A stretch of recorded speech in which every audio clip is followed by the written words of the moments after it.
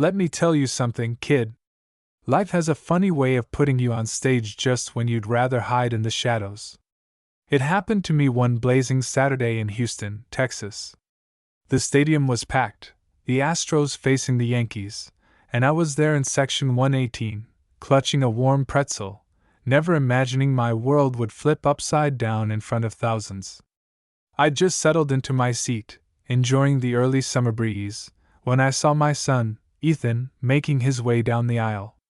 He looked every bit the successful executive, tailored suit, gleaming shoes, that self-important walk that used to make me proud, once upon a time. Ethan didn't visit much anymore. Since his mother, Linda, passed 3 years ago, our house in the quiet suburbs of Cyprus had grown too silent for his taste. He slid into the seat beside me, barely nodding hello. "Dad, you really came here alone?" His voice had that sharp, impatient edge I'd come to know too well. "Would have thought you'd at least spring for the club seats. You know, with your pension and all." I kept my face calm, fighting off the sting. "I like sitting with real fans," I told him, settling deeper into my faded Astros jacket, the one Linda had given me for my 60th birthday. He scanned the crowd, as if embarrassed to be seen with someone ordinary. "Couldn't you just hire someone to help you around the house?" he continued. "It's sad, honestly." I shrugged, trying to keep the peace. "I prefer doing things myself. Gives me purpose, you know?" But Ethan wasn't listening. He'd already pulled out his phone, scrolling through emails, looking for an exit from our awkward conversation. "You know, Dad, you live like someone who's just given up." His words hit harder than he knew. For a moment, all I saw was the little boy who used to ask me about baseball stats, the kid who cheered with me on this very field, back when a night at the ballpark was the best thing in the world. Now he barely looked at me. I asked him why he'd come so early. He didn't answer right away, just fidgeted in his expensive blazer. "Business people start early. That's how you get ahead," he finally muttered. He picked up the program from the seat back, sneering at the simple things that made me happy: my notes, the scorecard, my old ball cap. "You're like one of those guys who retire and disappear," he said, not even bothering to look at me. I took a slow breath. "That's not so bad. I worked my whole life. Helped you get through college, helped you launch your company. I earned a little peace." He laughed, cold and sharp. "Yeah? And that's the problem. You settled. You gave up on ambition, on making a real difference. What's left for you, Dad? Some dusty medals and an empty house?" He couldn't see the sacrifices, the long nights on construction sites, the missed meals, the little things that added up to everything. He just saw an old man in a cheap seat. The sun glinted off the field, and for a second I felt every one of my 67 years. But I squared my shoulders. "I gave you everything I had. My time. My savings. My love. I built a life for you to climb higher." Ethan snorted, setting his jaw. "You didn't give me enough. No connections, no big example to follow. You just worked. You let life pass you by." Those words, they felt like a slap. I glanced at the giant stadium screen just as the camera swept past our section. People were laughing, the crowd electric, but I felt suddenly invisible, as if my own son was erasing me. I leaned forward, my voice low and steady. "All I ever wanted was to see you become a good man.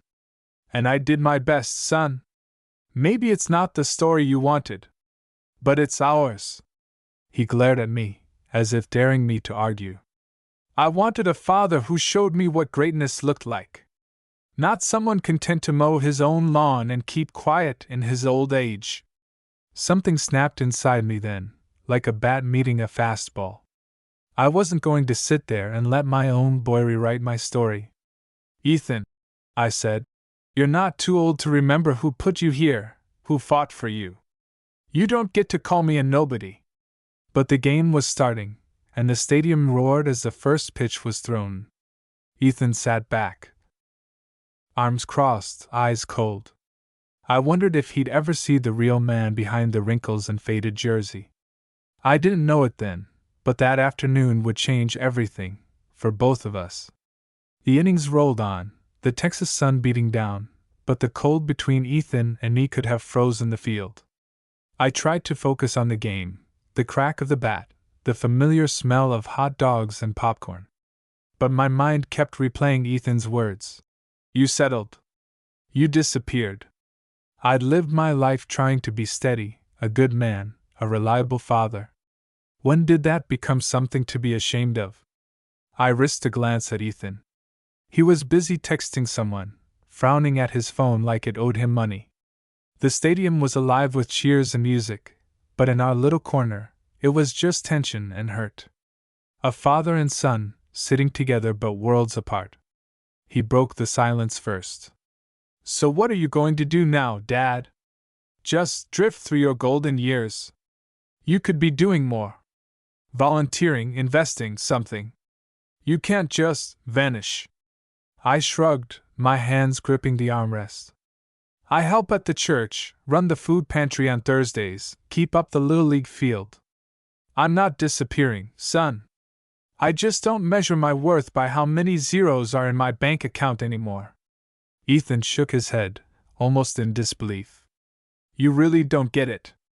You worked your whole life just to end up, what? Alone in that old house, watching baseball reruns, waiting for the phone to ring?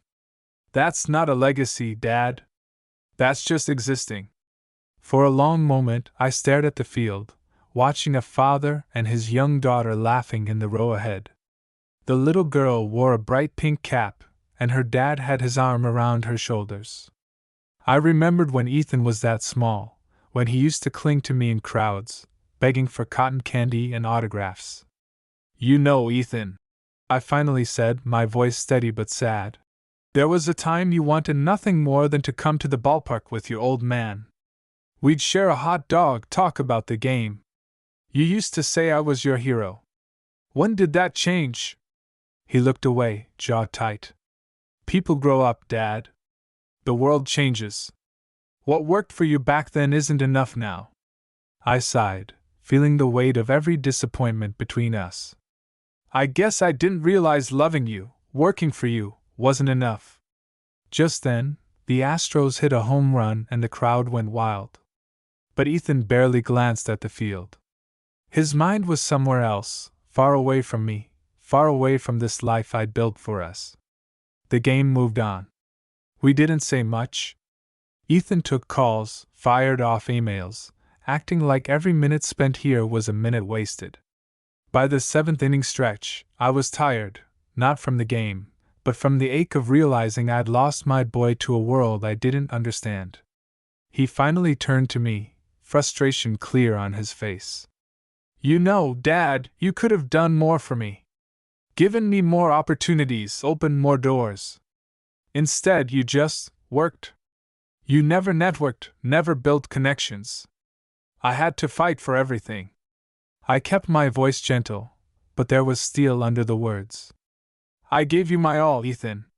You had a roof, food, a good school, and a father who showed up for every game and every recital. Maybe I didn't have a corner office or fancy friends, but I gave you what mattered. He sneered. Yeah, well, that's not enough in this world. The words stung, but I didn't show it. I just sat back, letting the sounds of the stadium wash over me. I thought about Linda, gone 3 years now, and wondered what she'd make of this. She'd always been the bridge between us, the one who could smooth Ethan's rough edges and bring out the best in me. After the final out, Ethan stood up fast, like he couldn't wait to leave. I have a dinner meeting, he said abruptly, so I'm heading out. Don't wait up.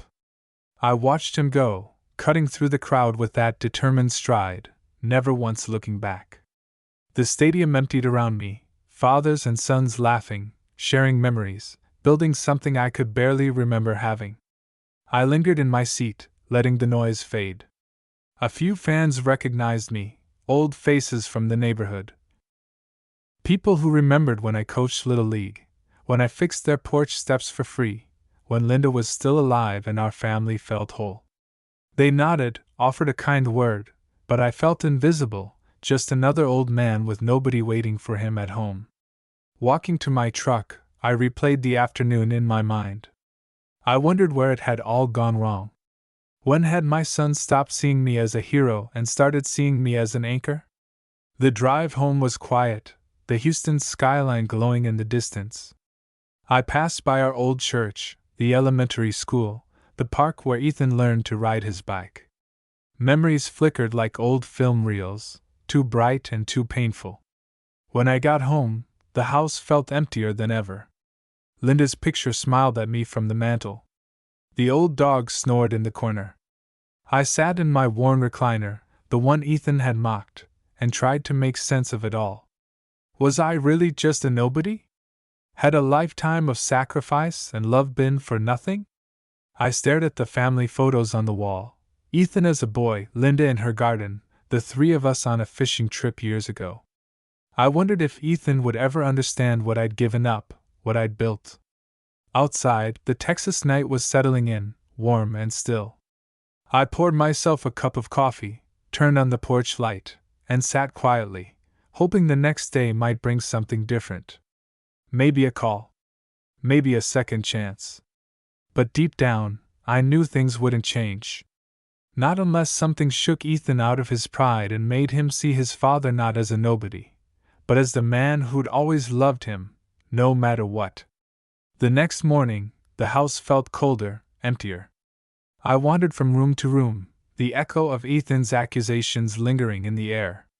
My hands found old tasks: folding laundry, fixing a squeaky door hinge, watering Linda's flowers in the backyard. But nothing could drown out the ache in my chest.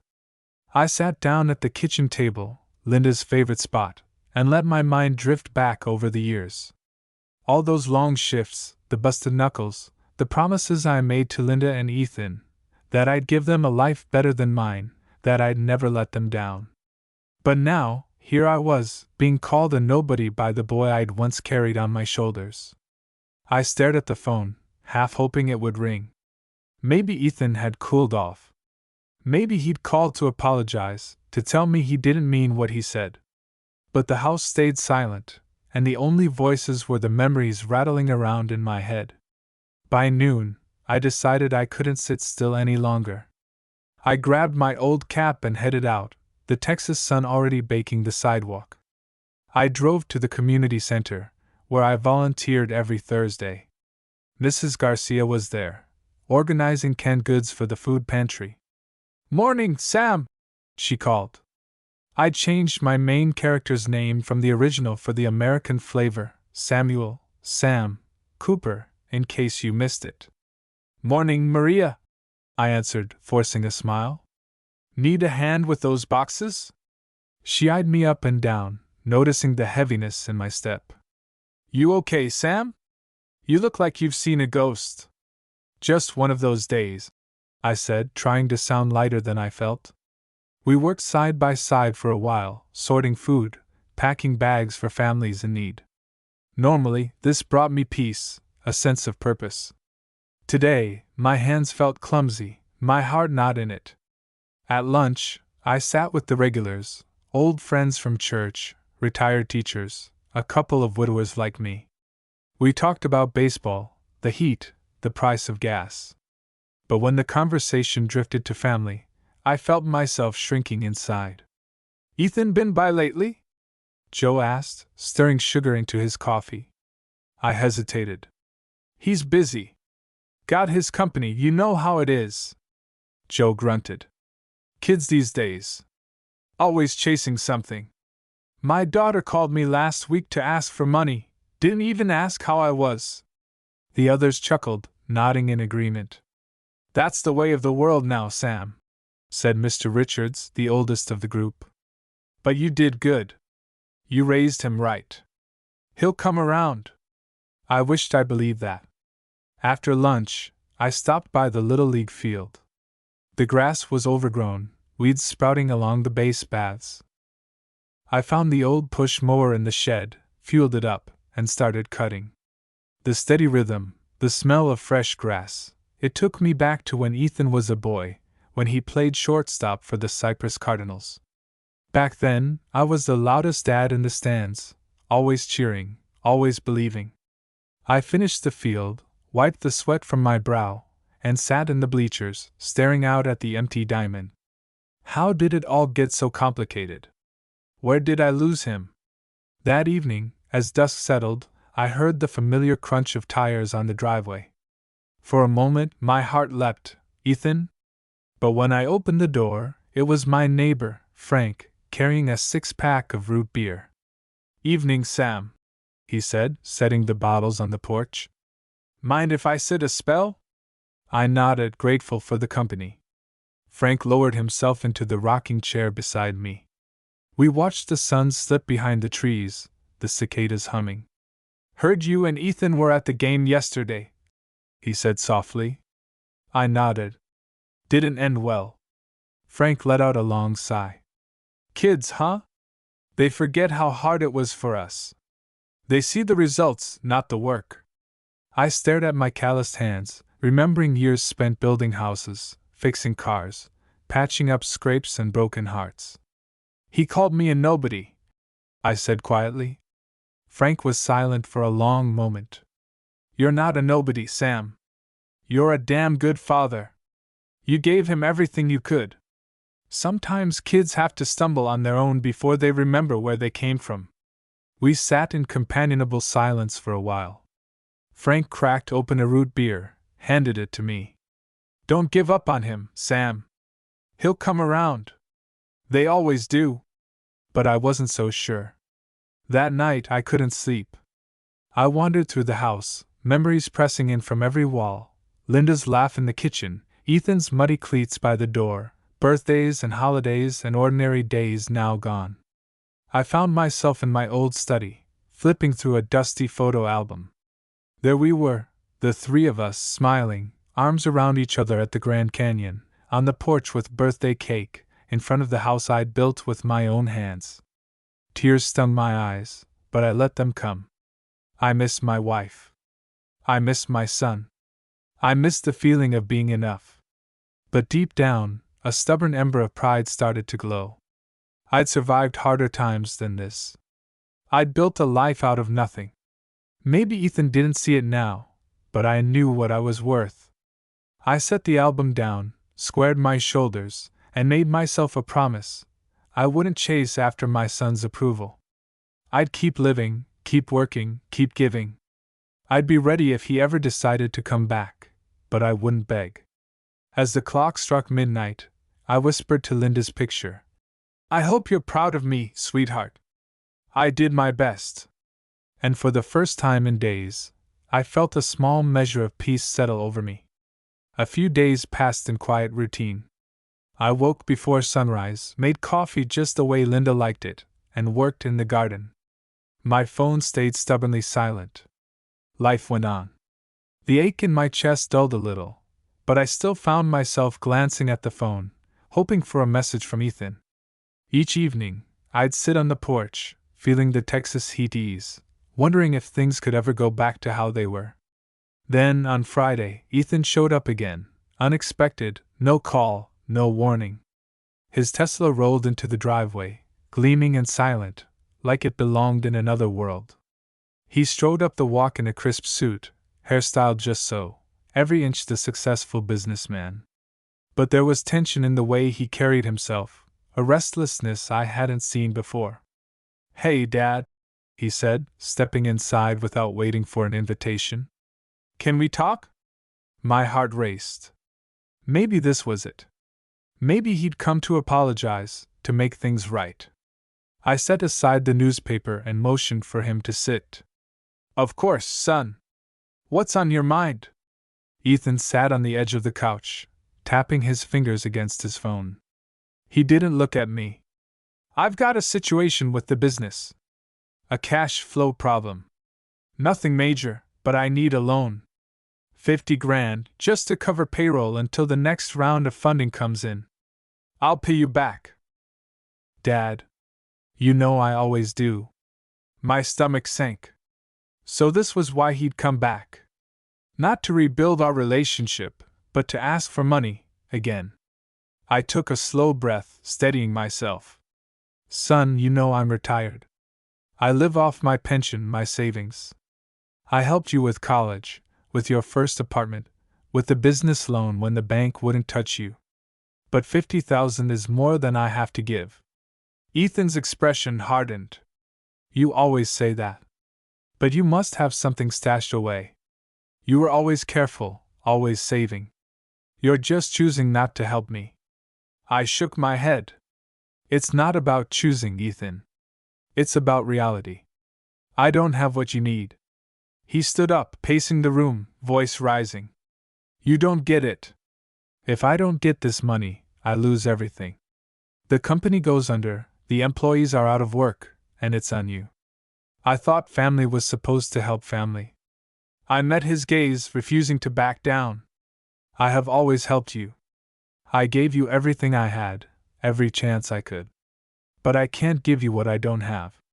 He glared at me, eyes burning with a mixture of anger and desperation. Unbelievable. You'd rather sit here in this tiny house, clinging to your precious savings, than help your own son when it really matters. Ethan. I started, but he cut me off. You never aimed high enough, Dad. That's why you're stuck here, alone, counting pennies. I'm not going to end up like you. His words hit like a punch to the gut. All those years of sacrifice, of love, of late nights and double shifts, erased in a single, cruel sentence. Before I could answer, Ethan's phone buzzed. He grabbed it, his demeanor instantly shifting. I have to go. I've got a meeting downtown. Think about what I said. He was gone before I could reply, the screen door banging shut behind him. I stood in the silent house, hands trembling, his words echoing in my mind. Unbelievable. You'd rather sit here than help your own son. That night, sleep wouldn't come. I lay awake, staring at the ceiling, replaying the conversation over and over. Was I a failure? Had I done enough? Linda's voice echoed in my memory. You did your best, Sam. That's all any man can do. By Saturday, the tension had settled in my bones. I needed air, needed distraction, so I drove into town to the bakery for coffee and a cinnamon roll. The place was buzzing with families, kids laughing, couples chatting, old-timers sharing stories. I sat by the window, lost in thought, when my old friend Frank walked in. He pulled up a chair and set his coffee down with a thump. You look like hell, Sam. I managed a weak smile. That obvious, huh? Frank leaned forward. Word around town is your boy's business is in trouble. People talk, Sam. I know it's not my place, but you don't know him what you can't give. I stared into my coffee, feeling the weight of Frank's words. He doesn't see it that way. Frank shook his head. Kids these days, they want everything yesterday. They forget what it took for us to build what little we have. We sat in silence for a while, watching the world go by. Frank clapped me on the back before he left. You're a good man, Sam. Don't let him make you doubt that. I drove home, heart heavy but a little steadier. Maybe Frank was right. Maybe I had to let Ethan face his own struggles. But the peace didn't last. The next day, Ethan called again. This time, his voice was all sugar and charm. Dad, listen, I've got an idea. How about we go to the Astros game this weekend? Just you and me. My treat. Let's make some new memories. The offer surprised me, but I wanted so badly for things to get better.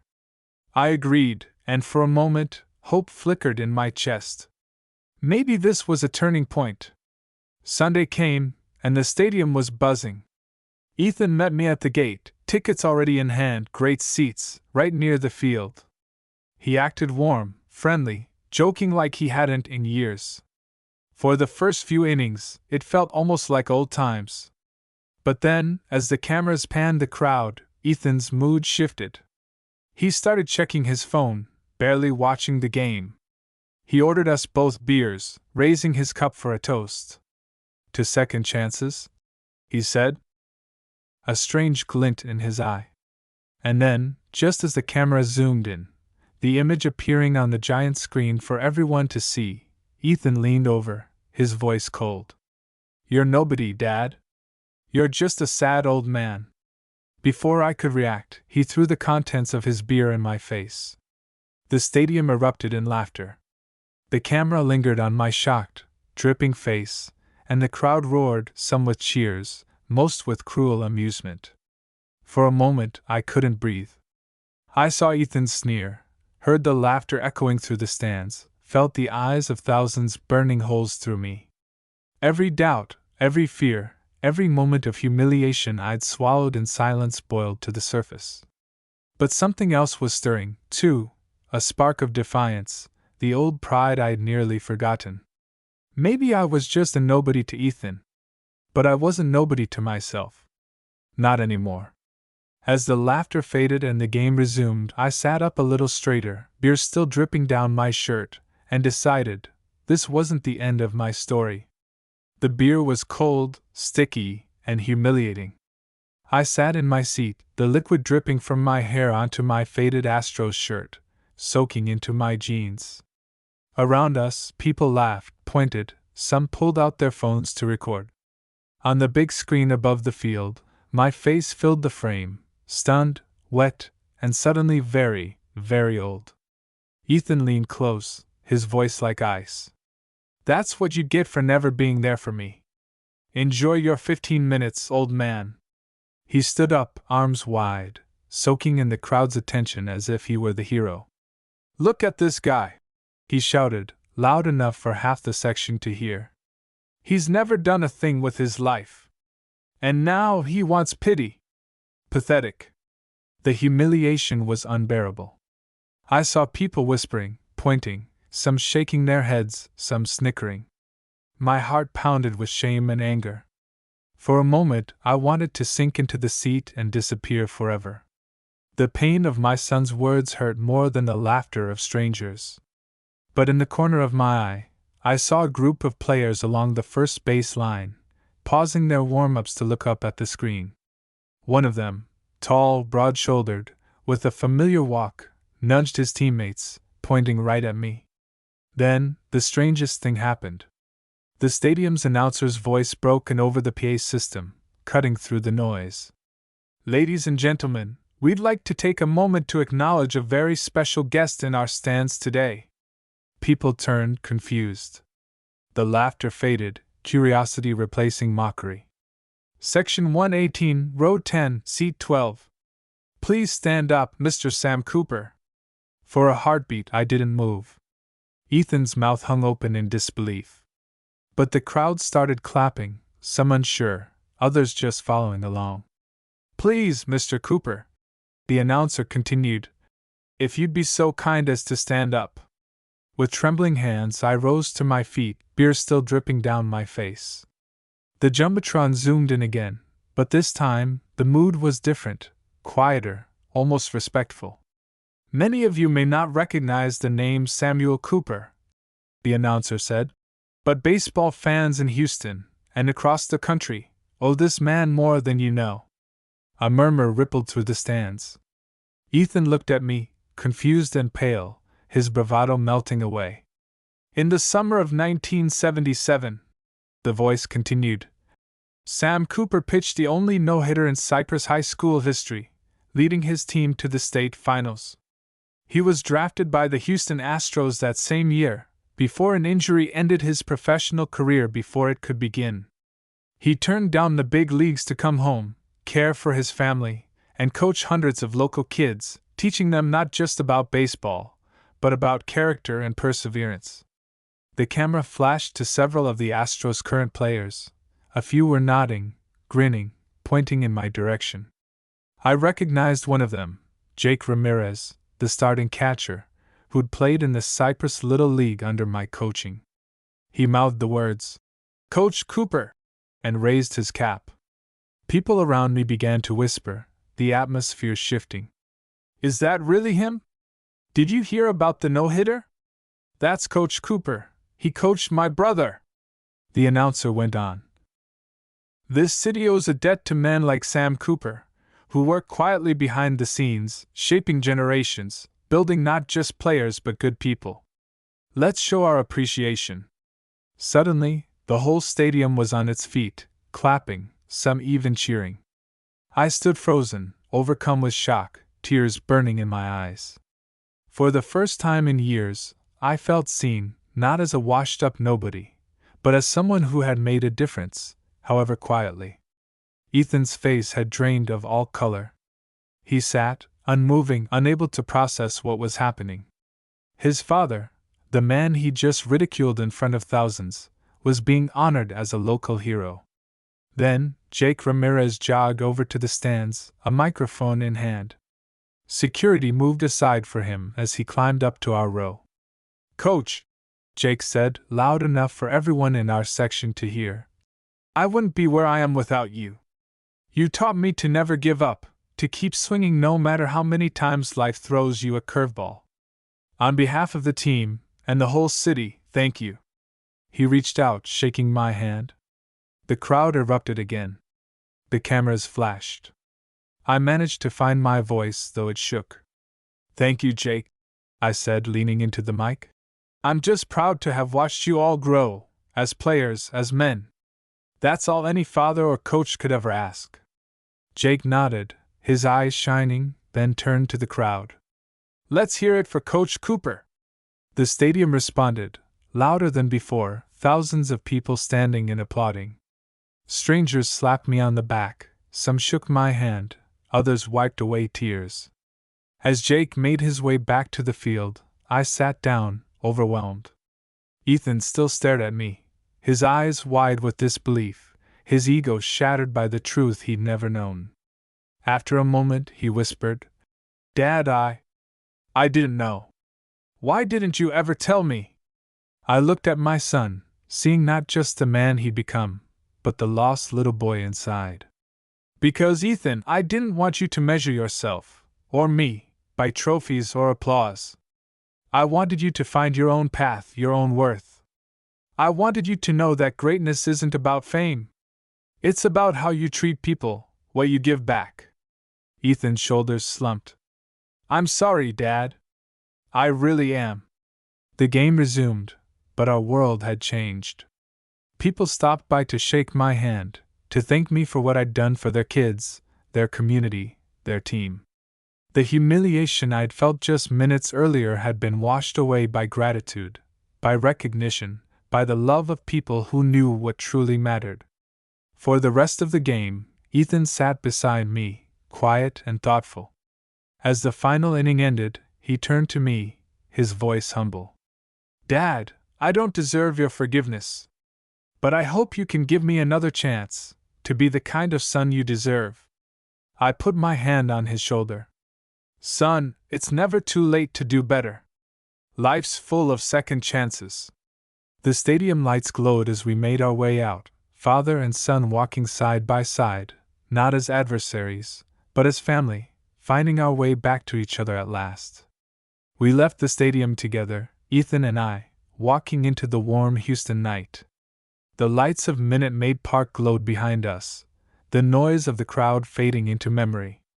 For a long time, we walked in silence, the only sounds our footsteps echoing off the empty sidewalk and the distant hum of traffic.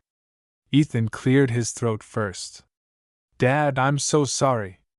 I never realized, all those years you were coaching, giving your time, helping other people. I thought it was just a hobby. I didn't know you gave up your own dreams." I smiled, still tasting the emotion from the stadium. "Son, I didn't give up anything that mattered. Sure, I had my shot at the big leagues. But your mom needed me. You needed me. I chose family, and I never regretted it." He shook his head, shame on his face. "I was so blind. All I saw was what you didn't have. The house, the money, the things. I never thought about what you gave. I was too busy chasing my own success to see what you'd built." We stopped under a streetlight, the air heavy with the scent of summer flowers. For the first time in years, Ethan looked me in the eyes, really looked, not with disappointment or judgment, but with something like awe and respect. I heard you today, Dad, he said quietly. And not just with the beer. With everything I said, every time I treated you like you weren't enough. I don't know if I can ever make up for that. I squeezed his shoulder, feeling the roughness of his expensive jacket beneath my fingers. You don't have to make it up, son. But you can start by being honest, with yourself and with me. What's really going on? Ethan's shoulders slumped, the burden of pride finally slipping away. It's the business, Dad. I've been trying to keep up, to prove I could do it on my own. But I'm drowning. The company's in debt, payroll's late, and I keep telling myself the next deal will fix everything. But the truth is, I need help, not just money. I need advice, support. I need my dad. For a long moment, I just listened. I heard not just the adult Ethan, but the echoes of the little boy who used to ask me for help fixing his bike, who'd cry when he struck out at Little League, who only wanted his dad's reassurance that everything would be okay. I sat down on a bench outside the park entrance, motioning for Ethan to join me. Son, you have no idea how many nights I lay awake worrying about you. Not because of your failures, but because you stopped talking to me, stopped letting me in. Money problems come and go. Pride and love last a lot longer. He nodded, his voice thick. I thought asking for help made me weak.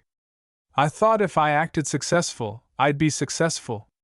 But it just made me lonely and mean. I've pushed away the people who loved me most. I leaned back, staring up at the stars. You know what makes a real man, Ethan? It's not the size of your paycheck or the car you drive. It's being able to look your family in the eye and say, I need you. It's showing up, even when you're scared. Ethan's voice was barely a whisper. I was scared, Dad. Still am. I smiled, a little sadly.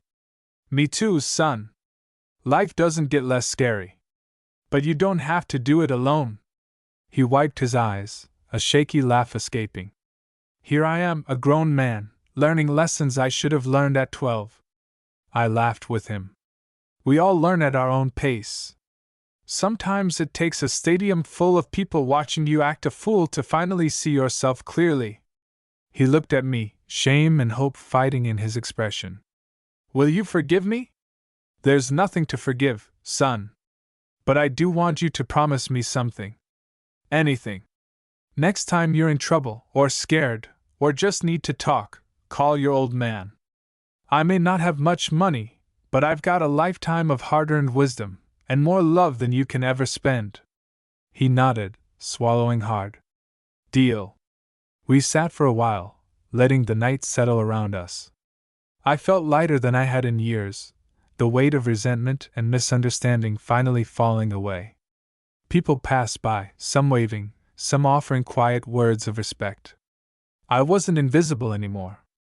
More importantly, either was Ethan, not to me.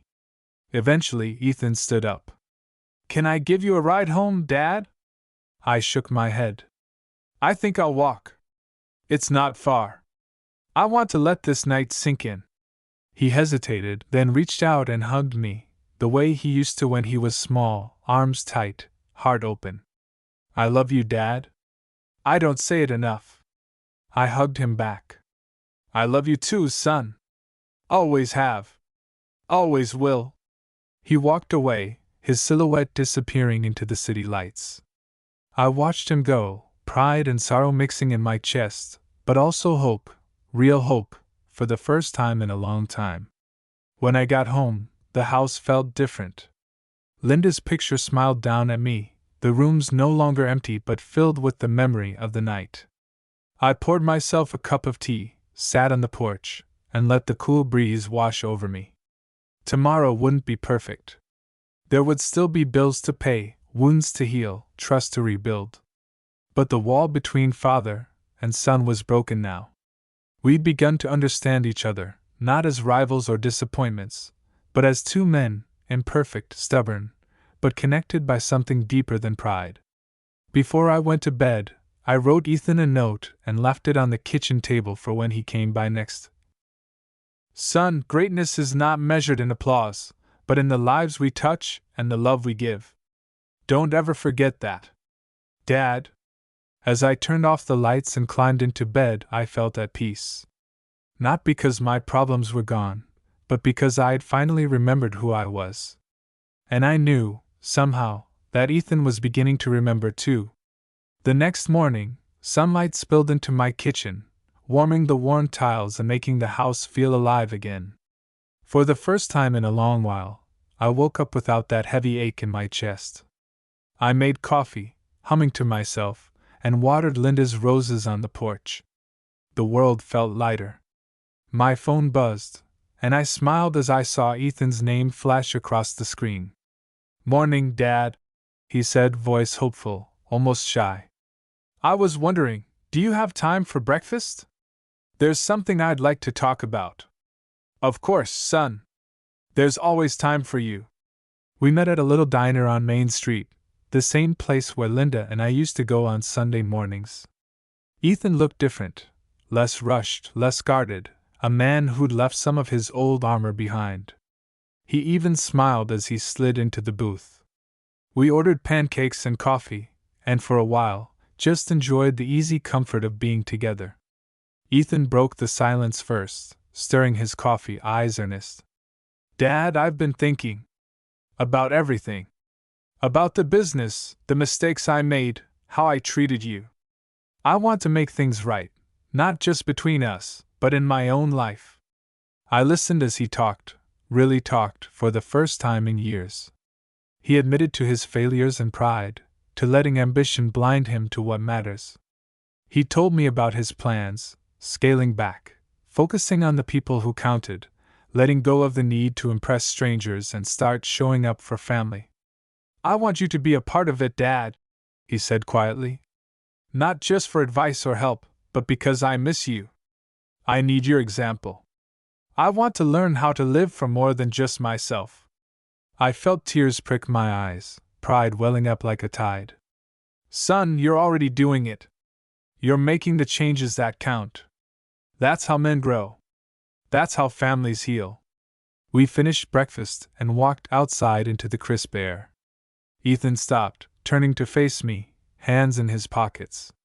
"Do you think Mom would be proud of me now?" he asked softly. I put a hand on his shoulder. "Son, your mother always believed in second chances. She'd be proud of the man you're becoming, the man who can admit mistakes and make things right. That's all any of us can do." He nodded, blinking back emotion. "Thanks, Dad, for not giving up on me." We parted with a hug, and as he drove away, I felt a sense of contentment that had eluded me for years. The pain of old wounds still lingered, but new roots were taking hold, fresh hope growing where resentment used to be. Later that week, Ethan invited me to a meeting at his office, not as a silent investor, but as an advisor. I sat at the conference table, listening to him explain his plans to his team, watching him lead with more humility than I'd ever seen. When the meeting ended, he introduced me, not as just my dad, but as the man who taught me everything about character and perseverance. Afterward, we drove to the Little League field where I'd coached him so many years before. The sun was setting, golden light spilling over the empty diamond. Ethan tossed me a baseball, grinning. "Fancy a game of catch, old man?" I laughed, and for a moment, time rolled back. We played under the open sky, tossing the ball back and forth, talking about life and loss, dreams and regrets, but also about forgiveness and the future. As darkness crept in, we sat on the bleachers, watching the fireflies flicker across the outfield. "You know, Dad," Ethan said, voice thoughtful, "I always thought being a man meant never showing weakness, never asking for help. But you showed me that real strength is in loving people, in admitting when you're wrong, in standing by your family when it's hardest." I nodded, the years of struggle finally making sense.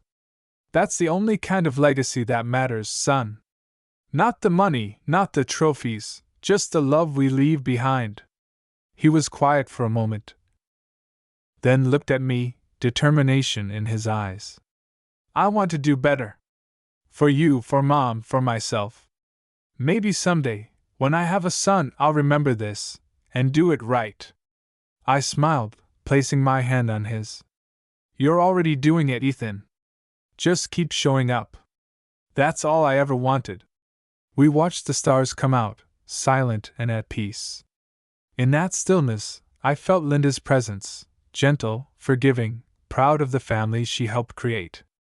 Months passed. Ethan's business didn't turn around overnight, but he kept his word. He called often, visited every week, and never asked for money again. Instead, he asked for advice, for company, for time. He showed up at Sunday dinners, mowed my lawn when my back hurt, even started coaching Little League with me in the spring. People in town stopped me to say, "Coach, it's good to see you with your boy again." And I'd smile, feeling the quiet pride of a man whose story, though filled with hardship, ended the way it should, with forgiveness, with love, with hope. One evening, Ethan and I sat on the porch, sipping lemonade, watching kids ride bikes in the twilight. "Dad," he said, "thank you for waiting for me to grow up. For loving me when I didn't deserve it." I squeezed his shoulder, voice thick with feeling. "That's what fathers do, son. We wait. We believe. And when our kids come home, we welcome them with open arms." He nodded, quiet, watching the sun disappear behind the trees. Life wasn't perfect. The world kept spinning, bills still came due, grief still visited on quiet nights. But the walls between us were gone, replaced by a bridge we'd built together, one apology, one game of catch, one hard conversation at a time. As the years rolled by, I watched Ethan become the man I'd always hoped he'd be.